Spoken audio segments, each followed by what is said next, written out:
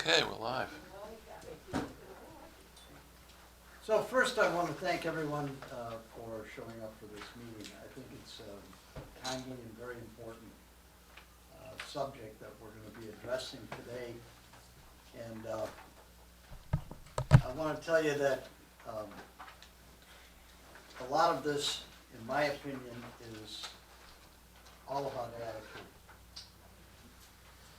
I think we need to start out with an attitude adjustment. I think it's about how we approach our customers and how we approach the challenge that we have with making offers and conditioning the way we do our business today. So, my attitude is that I don't buy into bad markets. I buy into bad attitudes, and I don't allow bad attitudes. And so that's what we're here to adjust today. And fortunately, I have a great team of people to assist me in muscling you into correcting those attitudes. So let's have at it. All right. As many of you know, the market's changing. I put a feeler out on WhatsApp the other day. Hey, how many people got buyers and no homes to show them? We're in an ever-increasing competitive market when it comes to that. I've lost several bids, right? Putting in, oh, I'm sorry, we got 14 offers, we got 20 offers. It's so bad now that the agents aren't even returning phone calls. Like, no, they shut the faucet off, all communication goes dead. So we got together and decided that something needed to be done, what was possible. And so we shared some ideas and decided to hold this as an open forum. We'd like to hear some of your experiences, but we also have kind of an outline of things that we want to cover today to share some ideas that will make our offers stronger and get noticed more, at least get bumped up to the top of the pile and get the opportunity to win more offers. This is a service for our buyers. Yes, we'll make our commissions if we can get things under contract, but as Alan often stipulates, and correctly so, it's about doing a good service. So what makes us stronger as agents will be to the benefit of the people who choose to work with us. Without further ado, I just want to, over the introduction, I've met a lot of agents, been guilty of this myself.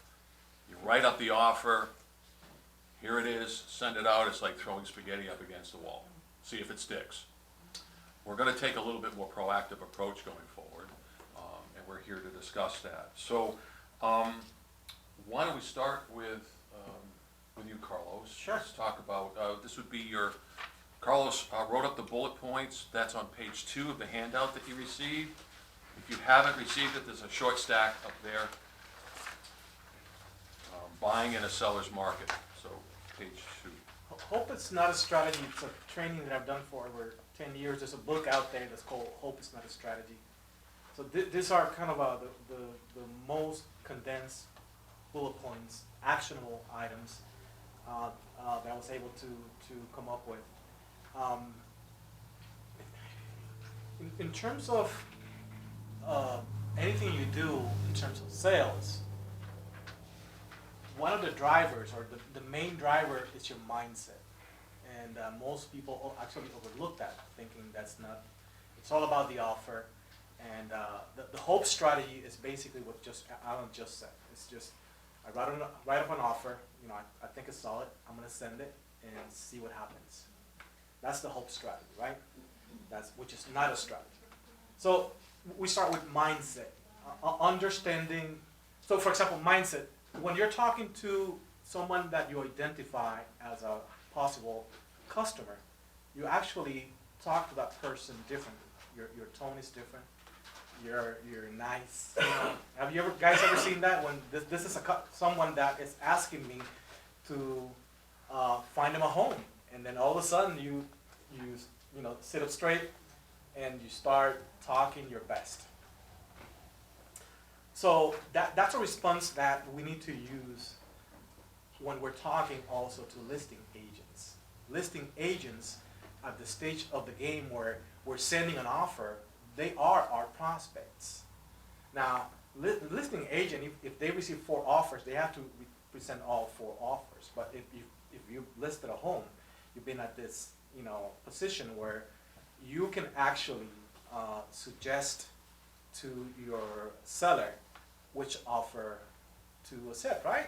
If you really think it's in their best interest to go with this one, but most agents will do that. So understanding who is your actual customer at that stage of the game actually will change a lot. That first part is the mindset. I'm talking to someone who is my prospect, the listing agent. The second part is actually calling the agent.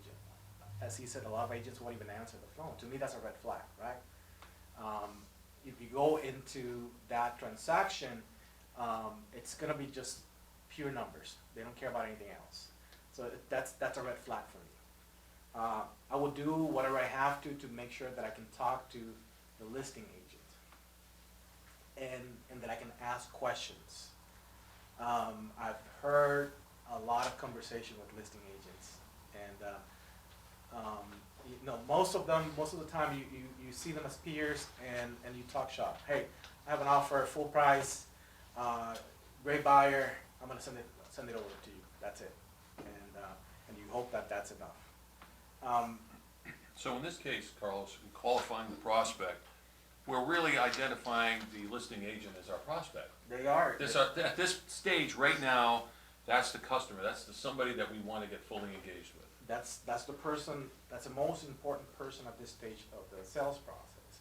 And if you look at the last bullet point, we'll talk to listing agents and be purposeful about connecting with them. It's so important to do that. I think we all fail at that part. We assume they're busy. They're getting a lot of offers. I'm just one more offer. You have to change that mindset. He's my customer. Same as if you have a customer who's saying, "Hey, I want to buy a home. Can you show me a home?" That's the same customer, just different needs, right? So that same mindset you use with that customer that you typically see is the same mindset you use with your listing agent. And So in effect, you're selling your customer to the listing agent. It's your job to present that customer to the listing agent in its best light. your job is not to place an offer. Your job is to sell your customer. Sell your customer to the listing agent. It's a completely different thing. It sounds like the same thing, but it's different. And the outcome is also different. So when you make a phone call to a listing agent, because you've just drawn up an offer, in this case, you may actually call ahead of time and ask pointed questions. Ahead of time. So even if you don't have questions, come up with questions and engage them. Yeah, and so for example, every time I'm talking to a listing agent ahead of an offer, I'm trying to find, one of the main things I'm trying to find is time frame. Now, and what's most important to them. Those two things, and I actually ask them. A lot of them will answer, a lot of them will say, hey, just send me an offer. That's also a red flag to me, right? But, I'll ask them, hey, what's your time frame? How soon do you want to get this done? And then it's just kind of a question that gives you a lot of information. They'll say something like, I just had that same call maybe 45 minutes ago. And he said, well, time to me is really important to close this deal on time because my seller is buying another home and his transaction is depending on this transaction. So we need to close within no more than 30 to 45 days. No more than that. It gives you a lot of information. A lot of information. If you didn't ask that information, you would have found that information afterwards, right? So what that information does, it gives you a lot of ammunition for you to stack up your deal. Sure, if you've got a strong buyer and you know that he's qualified and capable of closing within that time frame, now you've got ammunition when you're selling your customer to the listing agent. He just told you what's most important to them. Sure. If he tells you, I need to close this deal because I'm also the agent. I mean, he's also buying another home, and we can't fail on this. This can't happen. And as you all know, you've been through transactions where financing falls through at the end. So that's a big fear in a listing agent's mind, especially when there's multiple transactions. I had another transaction that was supposed to close yesterday. There were 4 properties involved. So my buyer, their financing got pushed back for a week. So the seller was buying another property, and the seller of that second property was buying another property, and the seller of that third property was buying another property. So 4 properties, 4 families just hang up, couldn't do anything. Imagine how that feels. So every listing agent has that fear in their mind. It tells you, my thing is, this has to close, no more than 45 days. We can give you more extensions because there's multiple transactions, after this one. So he actually is telling you what is most important to him. So now your job becomes, how do I stock up my offer so that I answer and I solve that specific problem? Now, he might have 4 offers, and all 4 offers will solve that problem. But they weren't packaged that way, right? One thing is to have an awesome offer, right? The second thing is to go to your listing agent and present your awesome offer in a way that he actually understands how great it is, and that it actually matches what's really most important to him. So for example, when I'm presenting an offer, the guy says, has to close in 30, 45 days. I present my offer, and I always do the same thing. I go through and I call them my family story, right? And I present my family, and I start with the emotional part. Hey, this is a young family. They have one kid. They are first-generation immigrants. Work hard, have great credit, great work history. I'm going to tell you a little bit more about their financing in a minute. But let me tell you why this offer, and it will close within 30 days, 45 days. I just answered exactly what he asked me and what he told me that it was his biggest issue. Now, once again, all the other offers on the table might do the same thing. But they didn't call it like that. They didn't package their offer like that. So that's why mindset is so important. Asking questions and understanding what's most important to your seller and your listing agent is so important. So you can actually use that information to package your offer. Now, I call it, and I call this overwhelming value thing for a long time. To me, as opposed to, once again, the hope strategy where you create an offer, you hope it's good enough, and you send it. Overwhelming value answers all of their concerns. All of their concerns. So when you talk to the listing agent, you're having a conversation, you're asking questions, you're asking them directly what's most important to you about this transaction. And he's telling you, different things, and you're taking notes. You have to make sure that your offer addresses all of those things, and in a strong way, not in a flimsy way. So if they say, we have to close in no more than 45 days, actually in that call, you can have your loan officer with you, and that'll actually give it more credibility to your offer. And your loan officer can say, there's actually guarantee, this is not just a credit approval. This is a pre-approval where we actually looked into assets, income, employment, and we run DUs. So basically, we need a property to close it. So you can do that yourselves. I would say if you have one of your loan officers available to help you in that call, that's always best, right? It'll give you more credibility.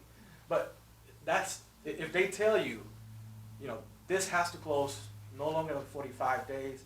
How strong is it to answer that with, this is not just a credit approval. This is, and you go through all that again. It will close in 30, 45 days. in fact, here's my loan officer, he's gonna talk to you about, this package, this loan. And, so that's a really, really strong way to answer that concern about this has to close within 30 days, right?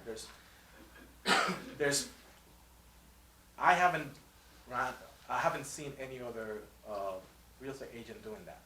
To me, that's my advantage when I do that on my offers. That's why, I get a lot of my offers accepted. How many offers have you made in the last, 6 or 8 weeks? 3, and I've received 3, and 3 approved. Okay, 3 for 3, that's good. So but I think a lot of it has to do with understanding, once again, you go back to the same things, understanding what's really, really important to not to you, not what you assume it is really important. And you may even know exactly what's important to them, but it's different than to get it in their own words. So that one, yeah, go ahead. What you think is a great offer may be a great offer, but it may not be a great offer to the seller. Okay, you have to find out what the seller is gonna think is a great offer. A lot of us. And think that's it's- what you determine by asking these questions A lot of us the think it's- listing we- agent, because he knows. A lot of us go in assuming it's the bottom line. Oh, the highest number wins. No, Right. no, it isn't. Right. It isn't necessarily that. Right. I just got an offer over a cash offer, and mine was financing. I mean, the cash offer wasn't as strong as mine in terms of numbers, but from the get-go, the listing agent is saying, I think, I think we have a cash offer, I think it might be, what we're gonna go with, because of his concern. The house was back on the market after being in the market for 30 days, didn't close, so in their mind is, no, we got a cash offer, you were getting 20 on their asking, but at least we know it'll close. So, Well, that's not always the case, because, It's just a case in point. it's Doesn't just a phase, case in the point. inspection doesn't hold up. yeah, it might, There are things that can go wrong, and you can point that out yeah. when you speak to the listing agent to convey to his customer. I agree. Right. May I ask a question, Carlos? When you, as you pointed out, some of the red flags, how do you handle that? When you know an agent is not answering the phone, or, I try text, email, phone number. Sometimes even in the realtor remark says only approach agent number 2. I'll call their office or I'll call them directly. And if I don't get an answer any of those ways, I try to stay away from those if I you can. do? Yeah, Move on. it's move on because at the end of the day, it's gonna be a losing proposition. Especially if you see that they'll say most of those will say multiple offer situation, and like I don't mind going into a multiple offer if I have the chance to pitch my offer. But if I don't have the chance to talk to the seller or the agent, to me it's a losing proposition. That's my choice, right?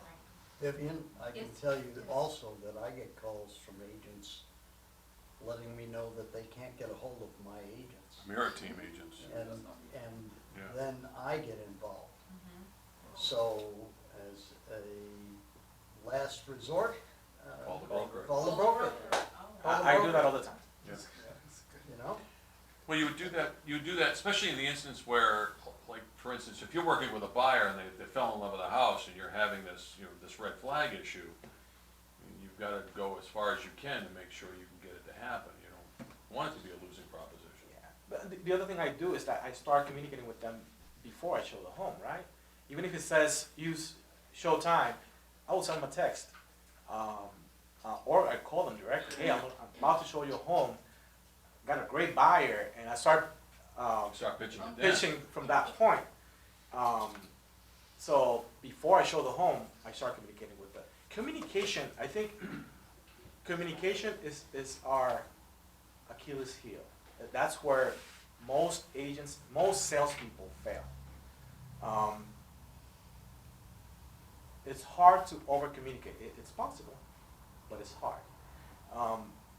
You always have to communicate, even, so just to give you an example, all my customers that I'm working on, I call them at least twice a week. Even if it's just to say, nothing's happened. We're good, still going good. I'll call you next Thursday. If you have any questions, if you remember, call me or text me, okay? I think that's the driver of me being able to get at least one referral out of every customer I close. So this is the most difficult transaction that most people go through in their lives. And because we do this, we kind of get numb to that fact.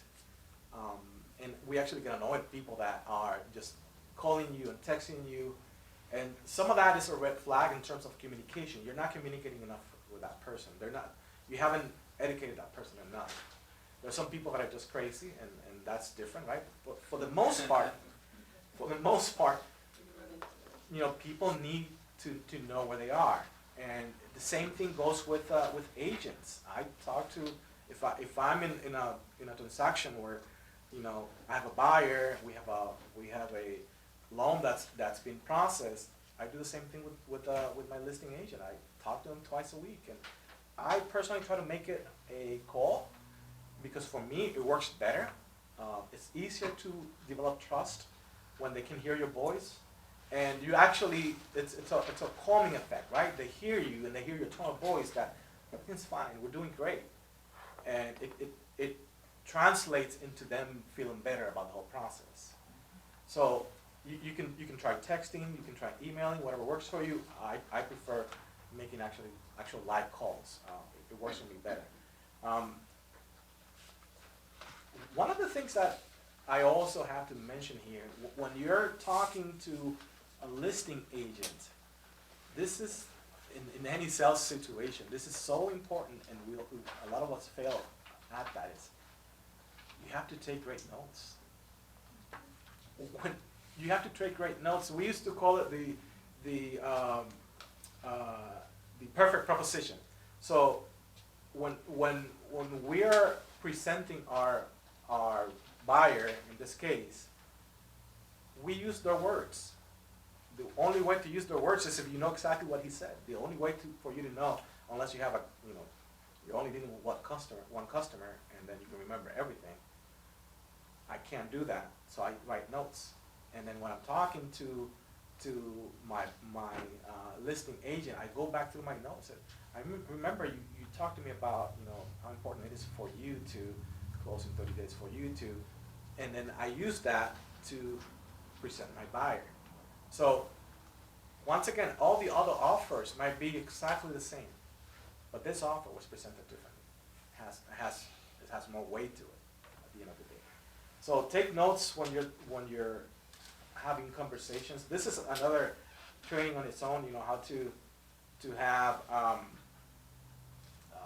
how to listen actively. This is so important. When we fail to hear what's most important to our buyers or to our listing agents, because when they're talking, we're thinking about what my answer will be, or I know where you're coming from. So just finish talking so I can say what I want to say, and that prevents you from actually listening to what's really, really important to them. And then we've all been, I've been in a lot of transactions where, the husband is so gun-ho about, doing this, and he has no problem with financing or paying this much. He has no problem with that.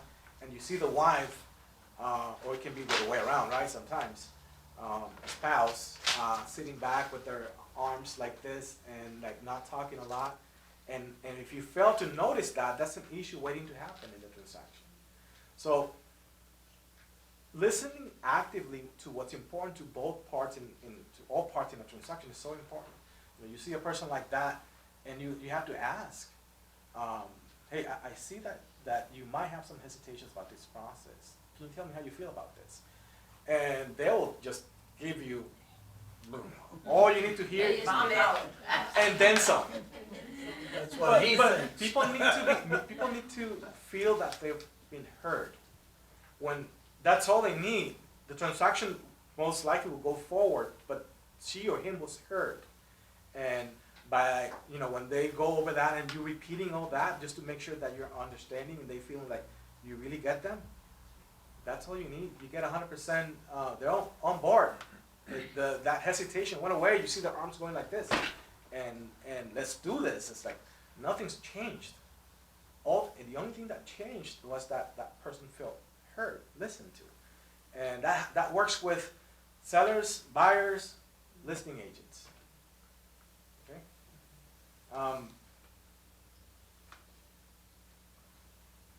Confidence. Oh my God, that goes so far.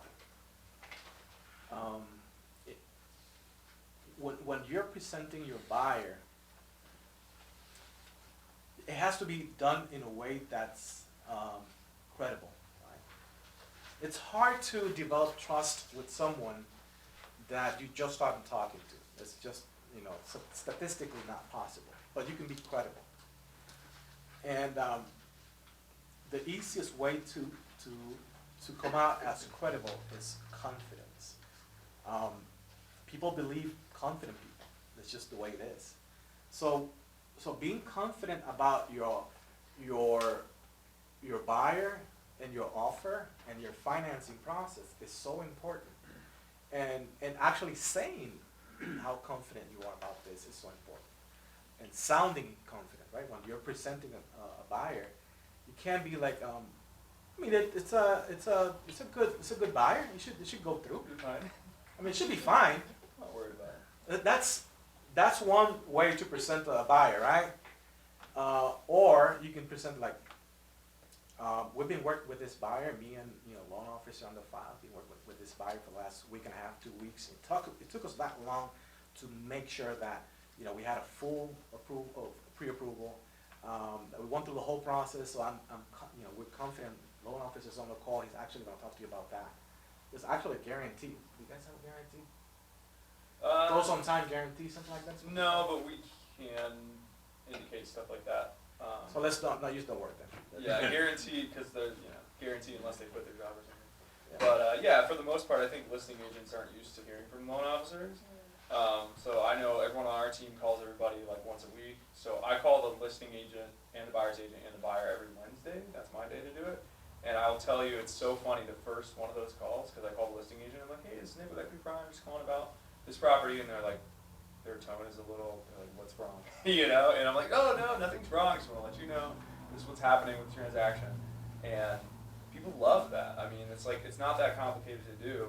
So like Carlos is saying, if you're an agent and you're touching base with everybody twice a week, if your lender is touching base with everybody once a week, like, it's gonna be, everybody's happy. And even if something weird happens, like an appraisal comes in low, or sheesh. Last year alone, weird stuff has happened. People have lost their jobs, or had to get new jobs, or had to add a borrower, all kinds of crazy stuff.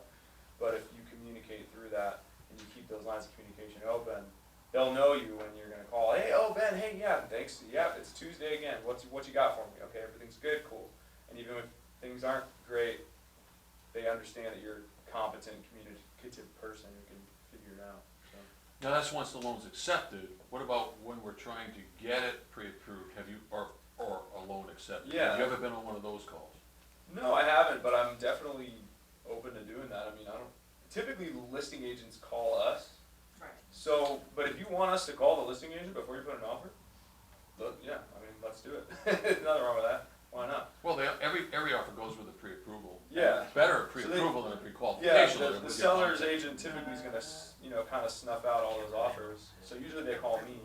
Okay. But if a buyer's agent reached out to me and said, hey, I want to do a three-way call with this realtor at 2 o'clock on whatever, provided, I don't have too much, I'm usually sitting in the office, so yeah, let's do it. So just to tie in some of these dots, because as I understood it, right, what you were saying is you're having the communications, you're reaching out, but when you're putting in your offer, right, you already spoke about the loan officer, it might have not been a communication at this point, right, because it's kind of, it doesn't go with the flow to bring in another person unless you're in the same office or something like that. But my suggestion is and both Nick and I have excellent reviews, like above Not par. to toot our own horn. Right, so when you submit your offer, after you've had all these conversations, put a dub out of Maine, just so that you know, here's a quick link of my lender review. We have a page that is not our page, right, it's a page for one of these, It's called social survey. social survey, It's just, and they're all verified, right, if they haven't closed on a loan, they're not allowed to post on there, and they can see real time what Nick and I are all about. So after you've had the conversation, and you've done all the things that we're talking about here, ended up with a bow when you send your offer with kind of just putting at the bottom as a reminder, something tangible that they can click on and see and be different. You know, I think it's great what Carlos is saying, you know, make your offer be different, stand out somehow in a crowd. These guys are not from Miami. Well, he is. Have you had have you done a three-way call though with like a realtor and a listing agent? No Not a one's reached out to me three-way to call, do it, but I have gotten calls after offers are Yeah. before offers accepted during consideration, just to ask more about the land. And I can tell you, if you get me to speak to one of your listing agents, you know, I think it's gonna be a positive interaction, right? Cause Nick and I are both pretty good yeah. at our verbiage and how to speak, and we do the work ahead of time before issuing a pre-qualification, so we can highlight a lot of the points that Carlos has made here, you know, in regards to why we feel that this buyer is a strong offer. And we can close in whatever time, right, communication on what are the priorities for this agent when you're putting an offer, so that when if I get a call, I'm like, oh yeah, we already spoke. Communication is good. And that actually just, what Nick just said and Tony, it proves a point that, no one's doing this. They're waiting until the offer is approved or the listing agent's going through all the offers to call the agents. So what if you put that and you flip it on the other side? And you put your agent on the phone, and I'm putting you to work, I'm sorry about that. That's all right. We get Sorry- paid to fix sorry my phone. about that, but As long as I it- just think, you know, in my experience, because you know, my background in financing, it helps me a lot to be able to speak in a certain way that they could speak. You know, they could do that for you guys. And I think it makes your offer that much stronger to be able to do that due diligence that the listing agent has to do past the, you know, once he's sitting down at home and he has 4 offers. For the most part, he has his mind made up. He's made up his mind. This is, you know, $500 over. Seems like a, you know, it's a good pre-approval. So let me call the lender. So what you're trying to do is put yourself on top of that stack, right? And in sales, as in life, the only thing you have is probability. There's no guarantee of nothing. So knowing that is important, because what you can do to earn more deals, get more deals, is keep stacking probabilities on top of probabilities. You do whatever you have to make sure that you have the highest probability of getting the deal. That should be the mindset. It's not about, I'm gonna send an offer. It's, I'm gonna send an offer, and I did everything I could to make sure that I'm on top of that pile. I'm the #1 offer, even if I'm not the highest offer. And you know, you don't have to be the highest offer. You have to speak to what's most important to the agent and the seller. That's what's most important. You know, this, I've had transactions where I'm not the highest bidder, but just the fact that we speak in a way that we make them feel at ease about the pre-approval. And a lot of people that are listing agents and have multiple listings, they've been through this process where, you know, out of the last 3 listings that I had, 2 of them fell through. Halfway through the process, I had to take them put the house back on the market, wasted 30 days. You know, my customer wasn't happy about that. So by you taking that fear away from the whole process, you put yourself on top of the stack. When they're going through all of those offers, this one might not, you know, this is full price, the other one is offering $1,000 over asking. But this guy, even if the other is the same type of offer, but this one will close. Why is he having his mind that yours is gonna close? That's right. You said verification. Yeah, I think even if we can't arrange for a 3-way call, let's say, logistically, like, if we can get to them before they get to us, that's huge. So, actually, Marisol, I wish she was here, but she and I just got a contract accepted, and it was FHA, great buyers, but the credit was like in the mid 600s. I was like, you can do conventional, but FHA is gonna be better because your rate's gonna be lower, X, Y, and Z, right? So I was like, Marisol, we can do a conventional, but like, FHA is better. So like a good agent, she's been doing this a long time. She was like, yeah, whatever's best for the client. We don't want to like put a square peg into a round hole. So they probably had 2 or 3 or 4 offers before they got one accepted. But she sent me the realtor's information before she submitted the offer. So have that quick combo, boom, boom. There you go. So So you talked to the listing agent before she submitted the offer? I don't know if it was before she submitted the offer, but it was before the listing agent called me. Pretty darn close, okay. So even if it's like within, an hour of the offer getting submitted, before they get a chance to review, because typically, right, they would review it like later that day with their buyers, and they might call the lender the next day. It depends. So Being proactive. Being it's just, prepared, It's being prepared and being if we can proactive. get to them before they get to us, it helps either way. Right. Even if we can't, Who ideally, guarantees yeah, you speak to them? The other way, 50-50, Yeah, they they might may call you, not they might call. not call Yeah. you, right? Exactly. Improve, stack your odds of being in the short list. Yep. So that's cool.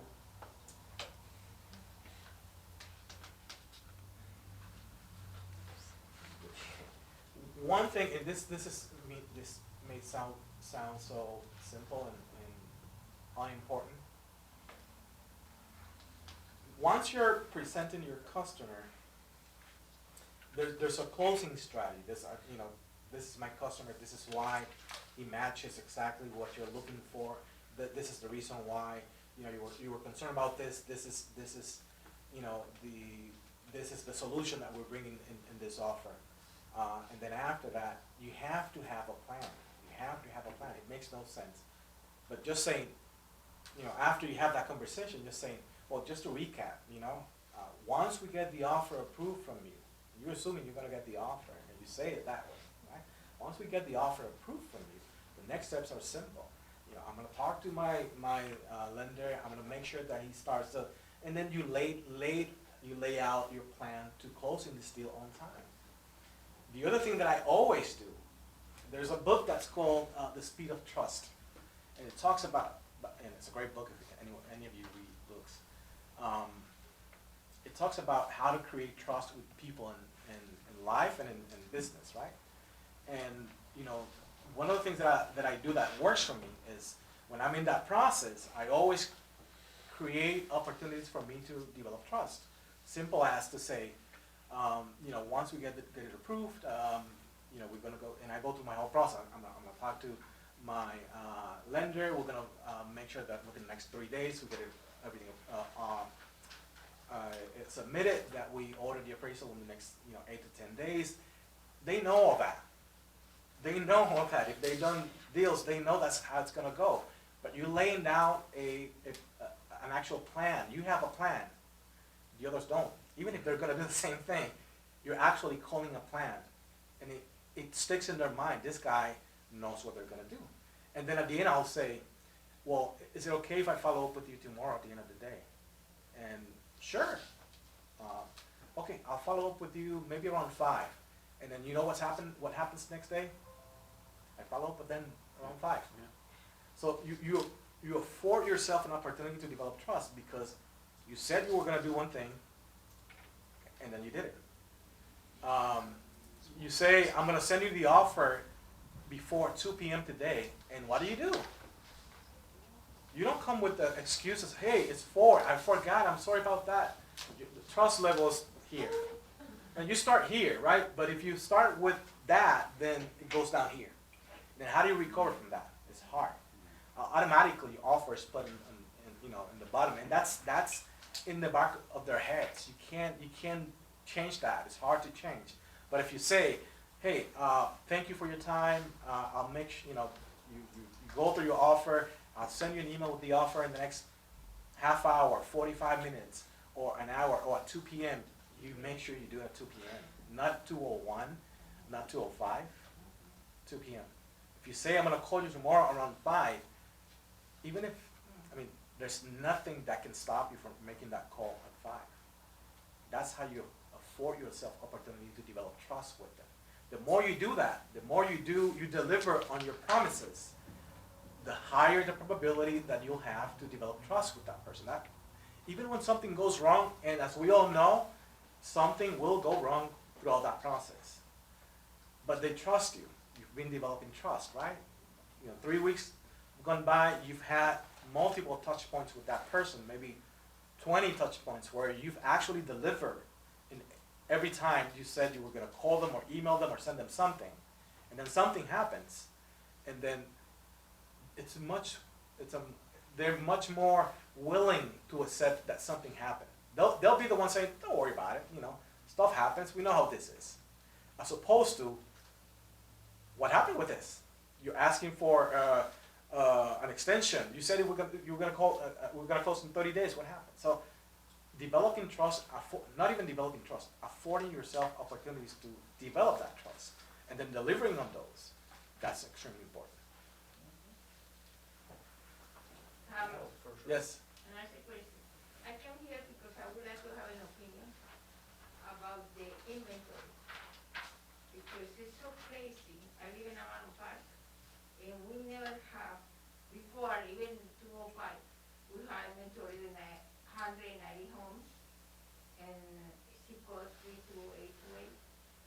And there was a day last week that I was non-active listed. We're gonna discuss that. That's on the agenda. Want to go over that now or later? No, save that for the end. So, questions about the process? Comments? Very good point. Also, I just had an experience doing a listing that I just closed last month. When I got all the offers, I had a square offer. So they all, some of those offers, they were over the Asking for. listing price. I was thinking, sitting with the kind of offers, and you don't know really what to do because they were good. Yeah. The only thing that I choose an offer was because I knew the lender. And I know when the lender approved any person, they close. And Right. that was the key. You trusted the That lender. was the key Yeah. of the listing. Case. You know what? It wasn't the highest price, but because I know the lender, I You choose that you one. knew it would close. So, You know, folks, there are 25,000 roughly realtors in the metropolitan Orlando area. So how many do you think of those agents are doing the process that Carlos just described here? One. I agree. No, but I had I them agree. too. I agree. I had them with So, my cousin. so if you wanna set yourselves aside and be the winning agents in this market, that's the process that we follow. I thought, when he described this to us, I thought, what an incredible approach to being different in this market and making a difference to your customers. This is the difference between being a true professional and just, because I watch on Facebook and I watch on all of the social media sites about, and I see all of the WhatsApp chats about submitting offer after offer and nothing's getting accepted, and I see 80 offers on homes, but that's all they're doing, they're just submitting offers. That's all they're doing, throwing offers out there. None of what he's describing is happening. They're just writing offers. That's a waste of time. And you know what? Think of the heartache for your customer. These are families Yes. who really want the home that they're trying to buy. And what a disservice we do when we don't do what Carlos is suggesting that we do. Make every effort that we can make to ensure that they get the home that they really want. We can make it happen for them if we do it. no, go ahead. Yeah, same thing happened to me the other night. I was on the phone with the listing agent around 10:30. We were going back and forth trying to make an offer. So then we come up to a common ground. We said, okay, we're gonna accept it. And then she said she never heard of The lender? the lender. I said, no, we use them. We can close in 30 days because she wanted to know, can we really do the I said, yes, we can, and then we kind of follow up with Amber, and then she said, okay, so then, she said, okay, since it's late, I'm gonna give you a verbal acceptance, we're gonna accept it, so go ahead with it. And then the next morning, my client woke up, she changed her mind. I'm like, oh, it's for no reason. It happens, yeah. Yeah, So I had well. to text her, and I'm like, I'm so sorry, because she was on the phone with me till close to 11 o'clock. I'm like, I'm so sorry that happened, but she changed her mind. That's that could kill. I mean, after you do all the work, and then Exactly. that's what quick suggestion on that is, every time you can get a customer to come to the office and sit down across a table with everyone who's gonna be in the transaction, even if the husband is not gonna be in the loan or whatever, or the son, you want them all sitting across from you. Yeah. And you want to address any concerns that they may have, and it's hard to understand concerns, especially if you're only talking to them one of them over the phone, right? The person who's talking to you might have no concerns. The person right next to you might have all the concerns in the world. Yeah. And that point where you're about to make an offer, it's really scary for a lot of people, extremely scary. So you want to make sure that before you get to that point, you've had the difficult conversations. I'm the in-person guy. I prefer that. To me, it works better, right? You do it, some people do it over the phone, over Skype or Zoom, whatever, if that works for you guys, try that. But to have those conversations with all parties involved before you make the offer, and I'm not saying that it wouldn't have changed the outcome in that case. I'm saying, who knows, it's stacking up probabilities on top of probabilities. What can you do to make sure that you close that deal? And, One of the things that I do with agents, especially if I have a brand new couple, they've never bought a house before, everything's new to them, and they're getting ready, right? So they like the house, and they look at you and go, okay, what do we do now? Okay, we're gonna put together an offer, but here's the deal, you need to know this, and I go over that part of the contract with them once I draw it up. I have the conversation with them twice. So I said, look, in the contract, there is a right to cancel clause. Yeah. So, you will have a period of time, if you sleep on this, if we get into the house, and you see something, whatever, you have the right to back out, you'll get your money back, no harm, no foul. And that usually, because they're not signed into something and they know they're locked in the water at that moment and they can't make the decision. But what it does allow them to do is pull the trigger, and then once you talk through them and once they've gone through the inspection and they get to go to the house again and they fall in love with it again and all of those things. So that's part of the process of managing the customer, our buyers, keeping them excited, because fear will set in. Buyer's remorse, they start questioning themselves, all kinds of things, yeah. And just to piggyback on something that Alan was mentioning and tying into what you guys were saying, right? In today's market, because there's been so many offers being rejected and buyers are seeing so many houses, I don't know how many of you folks have seen it, but I can tell you that last month I lost 2 clients because they said, you know what, emotionally, I can no longer go through this. I'm just gonna sit down, and one of them is a relocation. She's like, I'm just gonna stay here in Kansas and I'm gonna wait a year and see what next year holds. And I had another one that was just like, I'll try again in the future. So doing some of the things that Carlos and the team here are mentioning ahead of even before taking the client to see the house, right? Be like, hey, I have a buyer, it's a family. Tell me a little bit about the house, right? Yep. Set up that conversation with the listing agent before you go see the house, just to make sure that it checks all the boxes, right? If we have a pre-qualification, if you know your client needs 45 days for their closing, because there are some situations with the self-employed taxes and stuff like that may call for that. And the client and the listing agent's telling you it's very important that we close in 30 days, don't go show that house, right? Manage your emotional attempts for the client as well, because a buyer could easily get turned off and become a non-buyer just because they get rejected so many times that they're like, oh, you know what, I'm calling it out, right? So many of those properties might have not met the criteria if some work was done ahead of time. Well, and that's very important. It reflects back on you. The customer's gonna say, well, why did you show me this house? Ding, ding, ding. If you knew that I wasn't going to qualify for it. not within the parameters that you spoke about, your right? reputation. Taxes, HOA, things. Exactly, Yeah. Sure. exactly. I have a question.